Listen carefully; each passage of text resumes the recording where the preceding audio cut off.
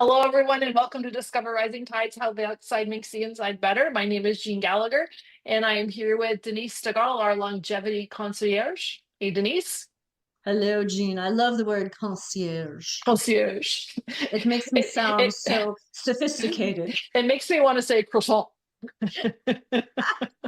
Oh, croissant. And, Yes, as a concierge, you can have a croissant. and Denise is also with Healthy Living with Denise, and we are talking about the holidays. And where are you taking us today? So, today we're going to talk about gratitude. It's a healthy Mm, lifestyle practice, but also for a practice to manage the holidays. We've talked a little bit about, holidays can be really stressful because we make it that way, right? mhm. And I think we Self-induced craziness. absolutely, absolutely, absolutely. Gratitude is something, yes, we talk about it at Thanksgiving. Oh, what are you thankful for this year? Blah, blah, blah. We should be thinking about that every day. What are we Mhm. thankful for? What do we have gratitude for? And it's not just oh, I'm real, thank you for doing this for me. I really appreciate XYZ, but it's the little things in life that really tend to build and create one greater gratitude, but greater happiness and health that goes along with that. So it really is a bit of a perspective shift when it comes to the Mm, holidays, right? um when it comes to friends, family, giving and receiving, all of that, um it's so focused on what are you given as a present? Oh, what did I get from someone?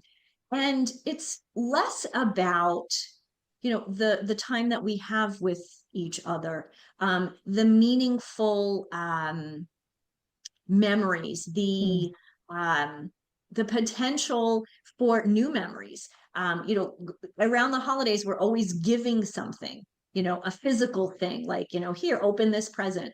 Um, but what about instead creating a memory, maybe going on a trip or doing something fun, a little adventure? Um, because I think that changes the perspective of what giving and receiving means. And that increases our gratitude for mm. ourselves, for others. And when it comes to abundance, a lot of people tend either have a lacking or a lacking perspective or an abundant perspective, right? Mhm. And through life, sometimes we can shift, depending on circumstances, which of course, if we pay attention to, and we have a gratitude practice, that kind of evens out to more of an abundant practice or abundant feeling. So by practicing gratitude, I think the abundance comes out.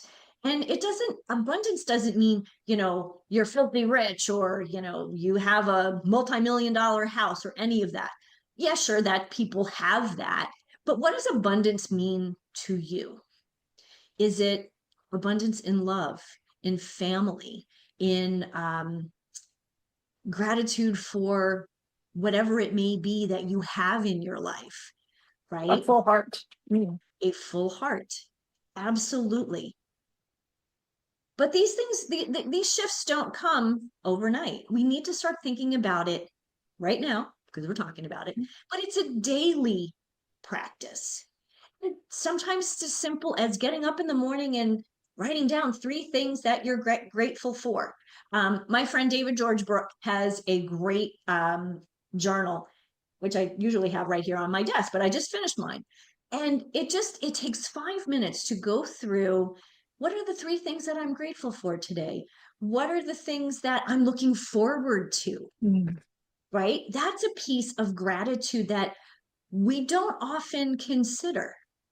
Oh, I What are like you that a looking lot. for? The looking forward to, because quite often there's so much pressure on gratitude right now. Mhm, I think it's such a buzzword. So it mhm. creates, if you don't have a gratitude practice, you're lacking in something. So now all of a sudden it's the wrong thought process around it.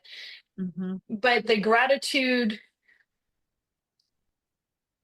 the gratitude piece can be really challenging. It should be simple, but we make it more complicated. And so the question would be, how do we, how do we simplify that in our brain?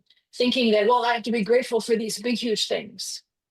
But what you're saying really is, it's the small things that add up. It is. So when I'm working with clients, we go through a process called positive intelligence. And in that, with the gratitude piece there, we're grateful for the comfy seat that we have, the warm cup of tea or cup of coffee, um, the juicy apple. Like these are little things, but think about if you didn't have them. Mm. How many times, I mean, have you ever bitten into an apple that's not quite right? Ripe, not right. Right? So these are little things, but these are the little things in life that add up. And I believe that life really is about all of these little things. Mm. Yes, at some point in life, we do get some of the bigger things, that we've worked hard for or we've planned for, right? You know this with your clients. They're planning for their future. Um, same thing with my clients. Many of my clients come to me because they want to lose weight. That's the initial thought. But when they realize that there are other things that are going on in their life that are equally as important, and then they start reaching goals that they never thought they could possibly reach. These are the things, like all of those little things add up to. And truly around the holidays, that's when this is important.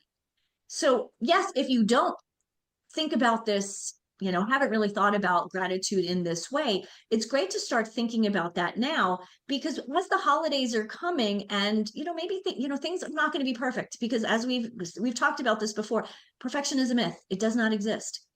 Mhm. We want to make sure that we're grateful for, the little oopses too.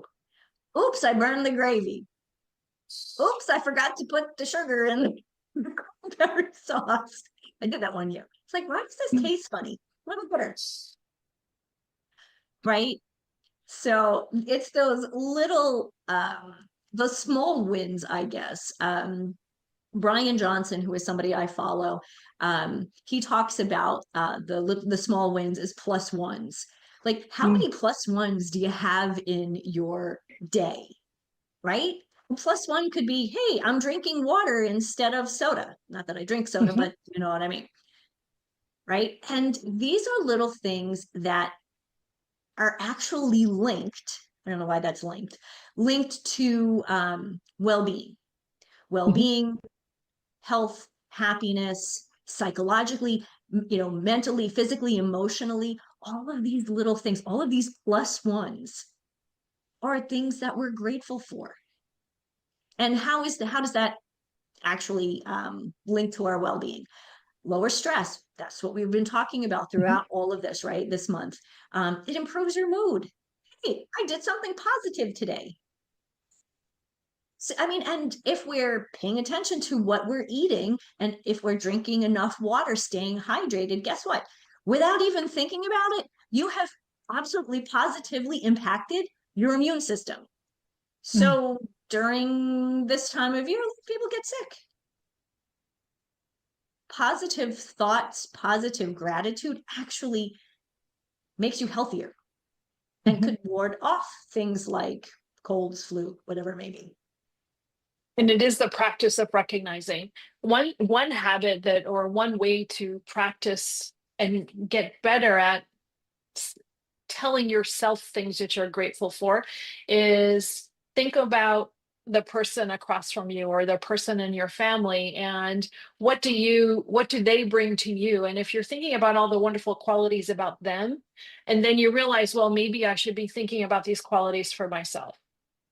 Love that. Mm. Absolutely.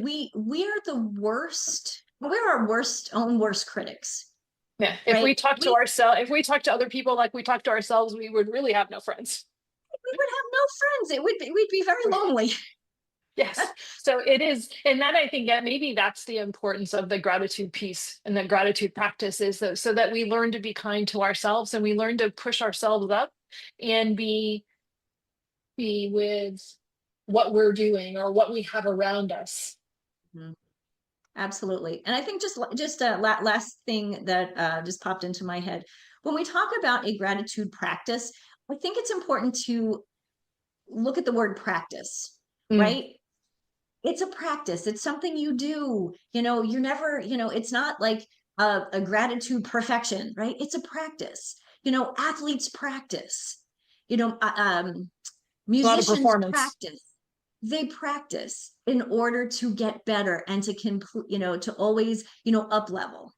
So let's practice our gratitude, up level our gratitude, up level our happiness, up level our health and well-being I around these love that. holidays and every day moving forward.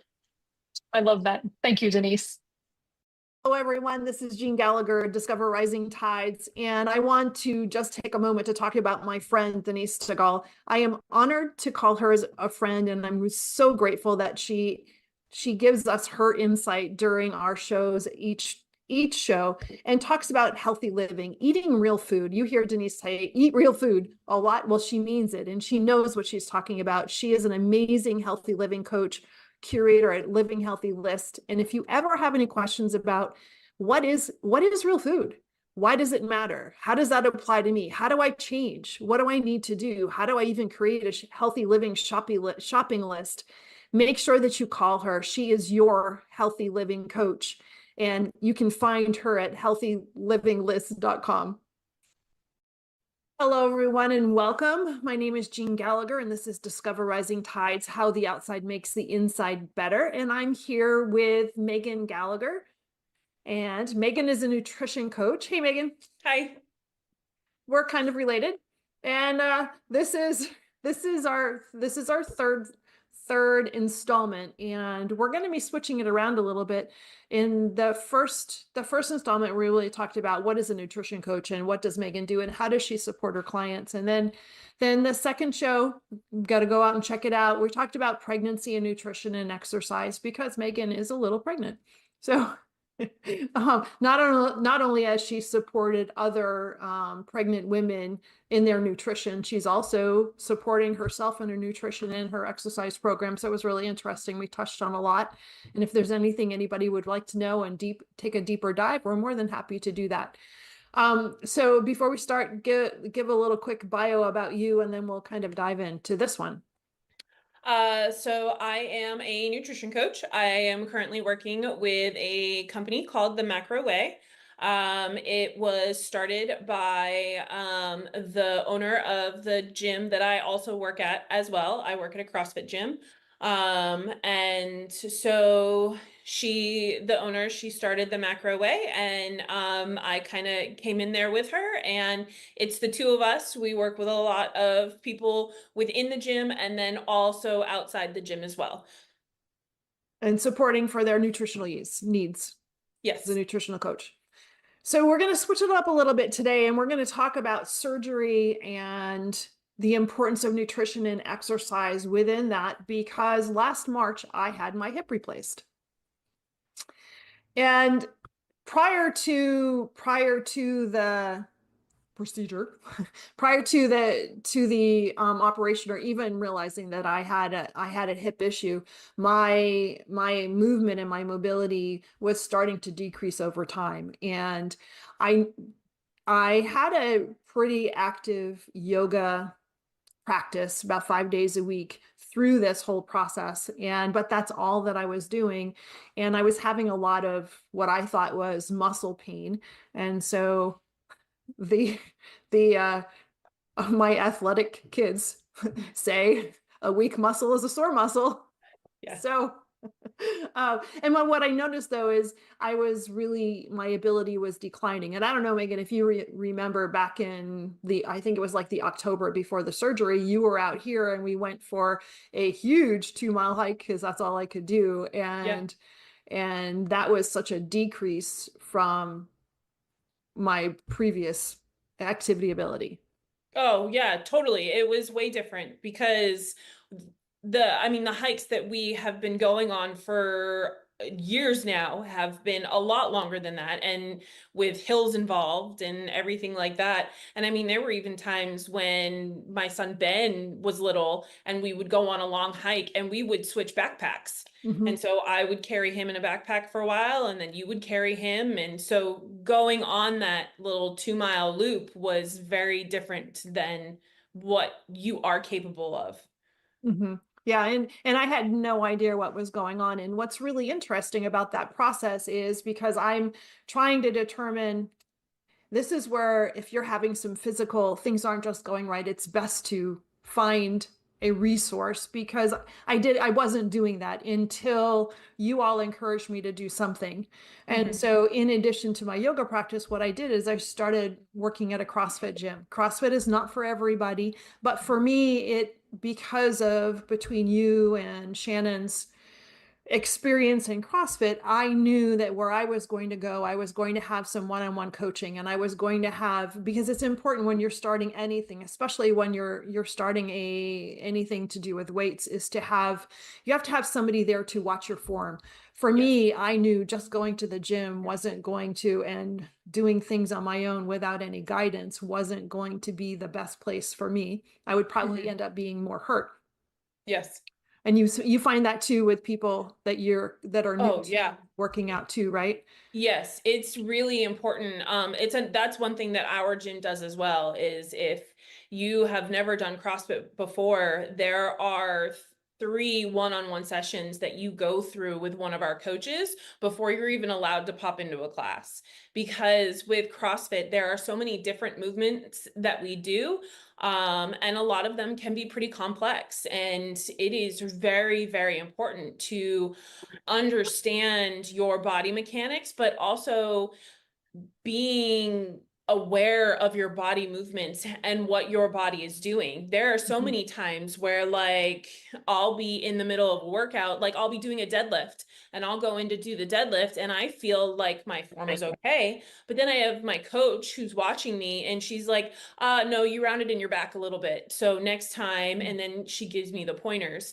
And, I've been doing CrossFit for 10 years. So even that, it's still helpful to have someone there. And especially when you are trying to gain the strength in Mhm. certain muscles to help support the injury that you might possibly have. You need to have that extra person there to make sure that you are doing it properly. Yeah. It made a huge difference. And for me, when I started CrossFit, it was actually a year ago this past November. Hmm. And I went to my 4 one-on-ones. And after the 4 one-on-ones, what happened is she took one look at the type of movement that I was doing and my ability and inability to move from one side to another. And she said, you're going to PT. Yeah. And so that direction. And then the PT person, one appointment in, she said, you have a problem. Hmm. You're going to get an MRI. Yeah. So without that guidance, I probably would have um, continued on doing what I was doing and just managing, working through, which is Yeah. not a good thing to do, but working through the pain. And Exactly. so when I went to get an MRI, it was extremely obvious Mhm. that that there was a repair that was definitely needed. No question there at all. And so what that did for me, and it was really interesting, what that did for me is it gave me permission to not do the things that hurt. Yeah. Yeah.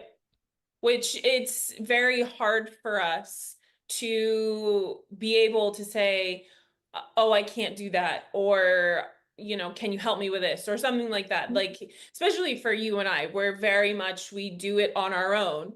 And Mhm. it's hard to say, oh, actually, I probably can't do this. Maybe Mhm. I need to do something else instead of this. So being able to have that support system to help with that it's needed.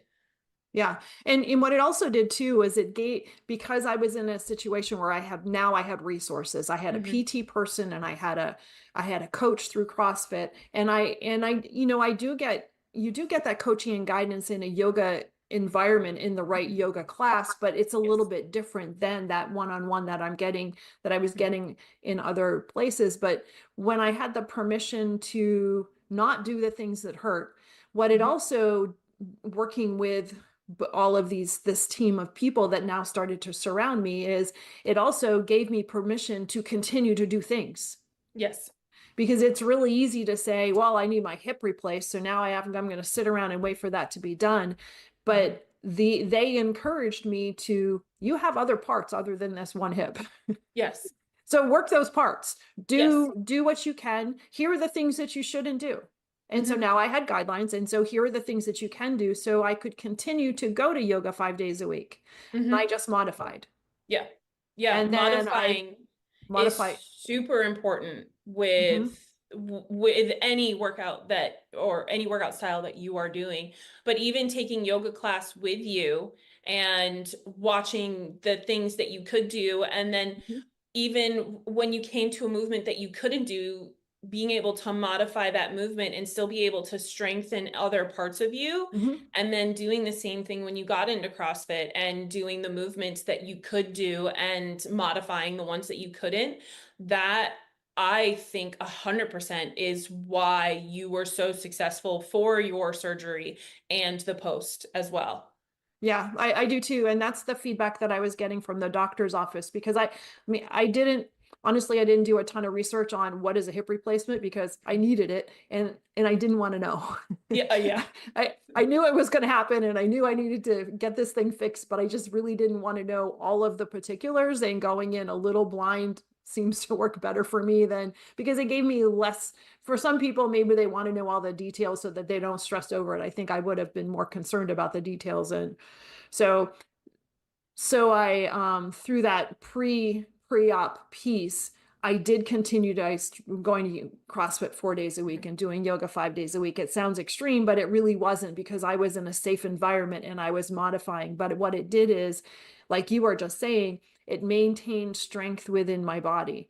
But through that whole process, though, the other piece that's really important is paying attention to what you eat. 100%. When your body has an injury or is going through healing, your nutrition and what you put into your body is going to reflect on how your body is going to heal itself as well. If you are, you want to make sure you're eating enough food, and that can be hard when you maybe aren't doing as much as you were doing before. And so really focusing on whole type foods, whole foods with fruits and vegetables and proteins. Protein is super important when your body is going through an injury or healing. You need those amino acids to help your muscles repair as they need. Yeah. And so my surgery was probably a little bit different than most, because I was fortunate. I'm actually here in California, but I was fortunate to go back home to New England for the surgery. And which means that I was traveling after surgery, and we can kind of get to that in just a second. So going out there for surgery, and honestly, the surgery experience couldn't have been better. And so just putting in a little, I should put a huge announcement or something for King and Parsons in Portsmouth, New Hampshire, and the doctor's offices there, because they couldn't have been more accepting of me as a traveling patient and more accommodating of me. But through the surgery process, and they took a look at what I could do, where I was physically prior to, and I had virtual appointments before, and then a few days before surgery had the first in-person appointment there. But post-surgery, surgery for hip replacement, considering what they're doing, if you really think about it, is they're taking a metal rod and they're shoving it. Really, there's a lot. The surgery is really very physical. Thank goodness I was asleep for it, but it was really very physical, and they're really moving your body around and shoving this piece of metal into your leg bone. So you just think about that, and that sounds a little gory, but it's really what happens. And amazingly enough, it's a fast thing. I was in at 6 and I was out at 11:15. And That's through awesome. that, yeah, it's just incredible. And through that process, when you're done, they're making sure you're up and moving around, and you know how to walk upstairs, and you have the right support, and you've been to the bathroom, and all of those important things that happen post-surgery. But even though I was in and out quickly, it was never a rushed process. Mhm. And when you're going through hip surgery, there are three different manners for surgery. Mine was lateral, meaning they went in on the side. And I'm really kind of excited about that part because they seem to have cut less larger muscles. Mhm. One other way is to go through the front, anterior or posterior through the back. And so going through the side, it seemed to be less invasive. But I also had, and so if anybody is listening that has been through or going to go through hip surgery, there are different limitations depending upon the method that the surgery is done. Yes. I have a And friend, I think they went in through the back for her, and Mhm, her recovery journey was way different than yours. She wasn't mhm. walking right away. Like it was very, very different. And her recovery time was a lot longer too. Yeah, so fortunate that I was lucky enough to find the doctor that had the procedure that fit my body and my Mhm. situation in the best manner. And so we were done at 11:15. We were out and traveled back to our Airbnb, and I was sitting outside eating lunch afterwards. It's kind of crazy. Yeah.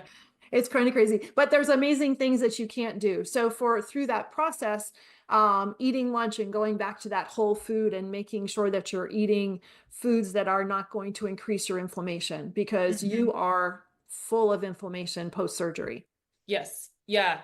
Yeah. It's super important to stick to whole foods. And even going down to like what you're cooking the food in as well. Mm. There are a lot of oils that we use nowadays that are considered seed oils.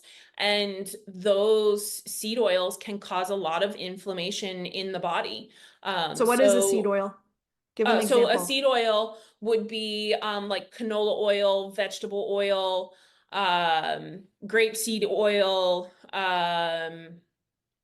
Those are pretty much the big ones. Vegetable oil. I don't know if I said that. Yeah, you did. Vegetable oil. So sticking to cooking with ghee, which is like a Mhm. clarified butter, or cooking with a tallow, which is pretty much just animal fat. You can use a beef tallow, a duck tallow, or even coconut oil or avocado oil. You still kind of have to be a little careful with avocado oil, definitely looking at the ingredients and making sure that it's just avocados in those ingredients. Mm. But cooking with healthier oils definitely can help keep down that inflammation as well. And also what it's doing though, it's also providing that important fat piece to your diet. Exactly. Yes, fat is super important through all this as well. So it helps your body function and it helps your body heal. And so making sure that you are getting in, the right amount of, like we had talked about before, the right Mhm. amount of macros, the amount of protein, carbs, and fats that work specifically for you, to help you recover. Yeah. Yeah, that was really important. And I think too, one of the components, because I had been tracking my food for a couple of years beforehand, it wasn't a new thing that I had to incorporate during this event, right? So Yes. I had an idea of what my diet really looked like. So I didn't have to think about it. Right. Yep. And And go ahead. we were able to, because you had already been counting your macros and paying attention to all that, we even took the couple weeks before Mm, your surgery and really dialed into what you were eating and the numbers that you were hitting, knowing that your activity level was going to be a little less, but also understanding that your body is going to be under a greater amount of stress, and knowing that we had to adjust appropriately so that you are getting in enough food to help heal your body. yeah, because especially if you're not feeling well or you're feeling uncomfortable. If you're Mm-hmm. feeling uncomfortable, the last thing that you want to do quite often is eat. But one of the most things that you can do most important things you can do is to fuel your body through that time, because your body has gone through a huge stressor, and controlling your pain, but also controlling your giving your body the tools it needs in order to recover as quickly as possible. Yeah. But yes, so it went easily, but it's no joke. Yeah, no, not at all. Easy in terms. Right. So they say that hips are easier than knees. And so, I come home from the doctor or the surgery center to the place that we were staying, and they were kind enough to loan me a walker. So I had a walker. I had already had a cane with me, and that first day, it really was just taking it easy. And when we had PT coming to the house starting the day after surgery, which was just amazing to have somebody coming that quickly. And that PT person is doing, not only are they showing you how to move and teaching you what you need to do in order to start to rebuild, even though it's, less than 24 hours. And now you're thinking of the rebuilding process, but they're also doing things like checking your incision and making sure that looks good, because that's a communication piece to the doctor's office. So knowing that I had somebody coming in and looking at it 3 days a week was super helpful, because I'm not, wasn't scheduled to go to the doctor's for another, I don't know, couple of weeks or whatever. Yeah. So having that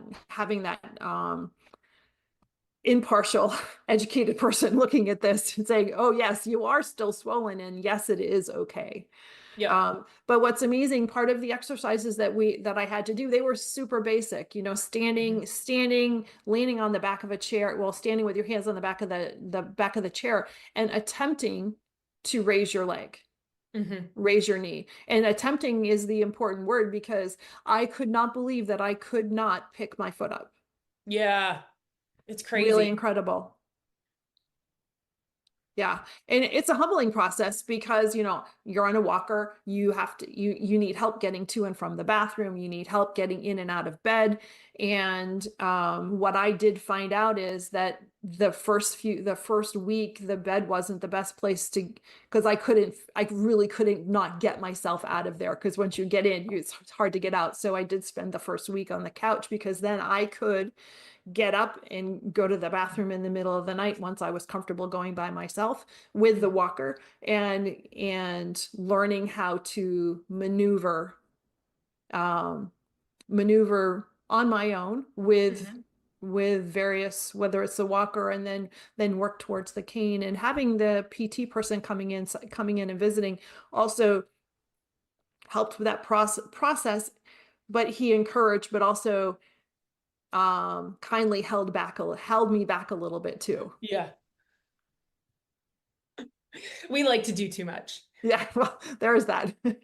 So the process, the progress is really different for everybody. And so if anybody would like further details of what it was like on a day-to-day basis, I'm more than welcome to go into that. But knowing that the importance of, when you're going through anything like this, is to do your exercises consistently, because they're there for a purpose. Yes, it's really important, and it's really hard to do them. We so like going to CrossFit and doing a CrossFit workout, you can consider that like the sexy part of working out. But then along with doing those workouts, there's also the boring part, which is the accessory work. And when you have PT exercises that you have to do in order to help support the surgery that you did just have, it is very, very important to go through them, because our bodies, especially as we get older, our bodies can get stiff, and we can lose that mobility and that range of motion very, very quickly. And then with surgeries and your body healing from surgery, if you're not moving properly and you're just kind of sitting and not really doing much, you're going to create that scar tissue that is going to be really hard to work through. So keeping your body mobile and moving, and the PTs give you those exercises for a reason. and being able to stick to that. It's boring, it sucks, and it's sometimes It's really hard to find important. the time. So, but it's really essential for your body to be able to stick to those consistently. And one of the things that we work with our clients is healthy habits and Mhm. creating a habit. So if you start with your PT exercises, give yourself a couple weeks of staying consistent, and then that is going to show as a habit. And then you're going to start noticing a difference in your day-to-day movement and life and less pain. And then it's going to become a habit that you're going to want to do, because now you're feeling the benefits of the Mhm. exercises that you're doing. Yeah, it is important. And you mentioned the scar tissue. And one thing that I had, I've never been through anything like this before, but Mhm. the PT person actually was able to work through doing some gentle massage through and breaking up some of that scar tissue during that process as well, which is Yep. also important. Never would have thought of that, but Yeah. and I was very fortunate through Saco Bay physical therapy, and Jeff, he was phenomenal. And after he came to see me 3 times, then I was graduated. Yeah. I graduated to go to his place. And so I wasn't driving for the first couple of weeks, but that's okay too, because my husband and I were both in Maine, and one car, don't need to drive. My job was just to get better.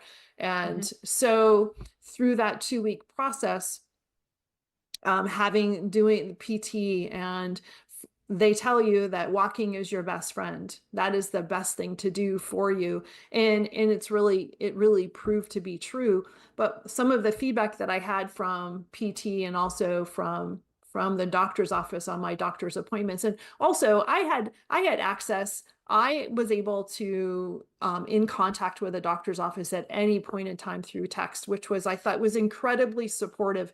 If I had any questions, there was somebody there that I could quickly ask a question to and reach out. So never once did I feel stranded. And that's just very grateful to Kathy and the whole team at King and Parsons in Portsmouth. Shout out again to Portsmouth, New Hampshire. So if you need hip surgery, really seriously think about traveling. And so through that PT process, and just giving my body a chance to, and I think I was glad that I wasn't home, Mhm. because mentally I had more space to relax, so that I could sleep when I needed to sleep, because your body, as you're sleeping, your body is recovering and starting to rebuild. Because no matter which way they go in to do the surgery, or any surgery that they do, if they're cutting through muscle, that's muscle that has to regrow and reattach to itself. And that takes a lot of work in your body. Yeah, it's crazy how efficient our bodies can heal, but also at the same time, like, it's a lot that goes into it, and there's a lot of having to repair that muscle in order to get the right type of range of motion back. Mhm. Yeah. Setting expectations, I think, is important through this process. And my PT person was very good at that. And he actually, he used his dad voice a couple of times. Don't do that. Yeah. Uh, well, but it feels okay. Doesn't matter. Yeah. Don't do that. Uh, I might not have told him of a couple of things that we did, but that's okay. What he doesn't know, it doesn't hurt him. But following the guidelines with that, and that your PT person should push you a little bit too. And so I was there for 2 weeks, and I through the doctor had zero concerns even before surgery was done, setting a timeline of 2 weeks for me to fly back to California. And which I thought was a little before surgery, my thought was, I hope it's going to be okay. But by the time the 2 weeks came around, I was walking with just a cane, without a walker. And as long as, I wore compression socks and got up and moved around on the airplane, it was really fine. Yeah. And that worked really well. So when I came back here to California, I started back at CrossFit right away. Mhm. And my PT person that was here, that I met with originally, her rule was she owned me from the waist down, Mhm. and CrossFit could have me from the waist up. Yes. But that consistent exercise, just being mobile, is walking from the car into the gym. That's a big deal. Yeah. Yep. Yeah, it's super And important to be able to keep up with your workout routine and movement routine as your body is healing. You know, if you got surgery on your lower body, like she said, work your upper body. If you got surgery on your upper body, work your lower body. Even at my gym, we've had numerous people who have either had surgeries or injuries or something like that, and we're able to modify the workout. We had a guy who had surgery on his Achilles, and he was in a boot, and he was in a boot and on a scooter in the gym. And it was just upper body stuff. He sat in a chair and he did, shoulder presses or, and we were able to figure out different ways to help him still stay mobile and move around, which is super important. yeah, and it was, and to have that support and that team environment around you, right? So that there are more than you in your head that's Yep. worried about how you're moving, and it's incredibly helpful. So I did not go back to yoga right away.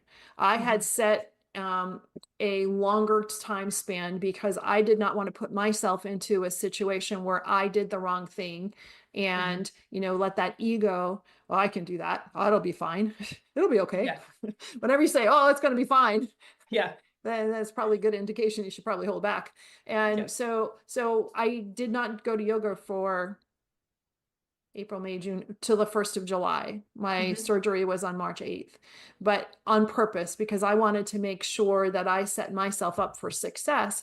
But I still was able to go to CrossFit, different environment, and I was actually more monitored than I would have been. But there's movements in a yoga class that aren't necessarily appropriate for right after you have your hip done. So, and every doctor will have different restrictions and different requirements. For me, I had that conversation with the doctor. I went back to Maine the beginning of June and I had my follow-up appointment a few weeks later than it would have normally been if I was in the area, but it's fine. I had my follow-up appointment and I went through a list of here's the things that I physically want to do now and what can I do?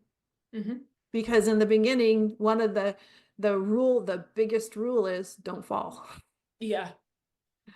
So you have to really think about all of the activities that you do.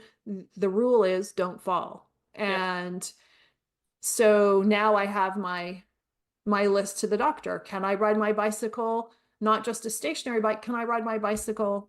And can I do this? Can I ride my motorcycle? Can I, go back to yoga July 1st? And having that conversation in an environment where the doctor doesn't rush you in and rush you out is really a phenomenal place to be, because there's that discussion of, yes, you can go back to yoga. However, here are the things that are, I call them illegal apparatus things. I cannot do these things. And so there's 3 things that I can't do for the rest of my life. But who cares? Because I can do this whole list of other things. And so putting everything into perspective. For me, it is an internally rotating my knee, which if you think about a hip and the new hip, it's a ball and socket, and there's nothing that's holding that ball in the socket except for your muscles. And so there are some movements that might move that ball and socket out of its proper alignment, and putting yourself into those situations for me and my doctor's instructions are no bueno. Yeah.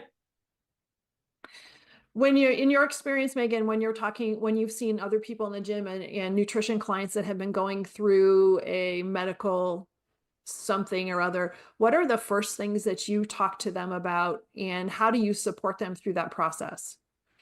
Well, figuring out what they're comfortable with. And Mhm. also, you need to find out what their doctor has okayed and has not okayed. But finding out what they're comfortable with and being able to build off of that. You want to, when working with someone, you really want to make sure that they're grabbing the lowest hanging fruit. You want something to be super easy for them to achieve, because then they easily feel that win. It can Mm. get really frustrating if you're trying to hit a goal and the habits that you're stacking to reach that goal are hard for you to hit. You want to feel that win right away, because then that way it makes you want to do the next one, because you're like, Mhm. yeah, I'm pumped. I got this. I did this, and now I'm going to do this next. And so being able to help someone in small, easy habits, so that they can feel those wins and then want to try harder. But making sure that you're within where they're comfortable too, so that they don't get frustrated. Yeah, Because when that is really you're important. it's so important. If you're in pain or your body is stressed in some sort of way, it's easy to get frustrated. And Mhm. so being able to hit those habits and not feel that frustration is really important. Yeah, because it is such a mental game. And Mhm. when it almost seems mentally harder 6 to 8 months post surgery than it Yeah. did the first 6 months, because yes, it's hard to lift your leg, and yes, it is, but it's really what you need to do is super tangible.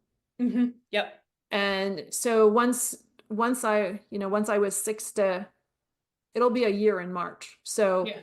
I'm in that place now. What's amazing is when you are not 30 years old is how hard it is to build muscle, Yes. and It's how super important hard. that your nutrition is dialed in and your activity level is dialed in, so that you can actually, if you're north of 60, actually build muscle in those situations. Yeah. Yeah. Building muscle. Once we hit a certain age, I think it's like once you hit like 35, Mhm. if you don't work on strength training, you start to slowly lose your muscle and you start to slowly lose your strength. And so it's really important to incorporate that strength training, a couple times a week, but then also making sure that the nutrition that you're bringing in as well can help support that too. And we go back to whole type foods and everything like that, so that you're supporting the strength training that you're doing to help continually build that muscle, so that you don't lose it, and fueling your body properly, making sure that you are eating enough food, because really when it comes down to it, food is energy. Mhm. So food is fuel, it's energy. So you want to make sure that you're intaking enough energy, food, to support the energy that you're exerting throughout the day.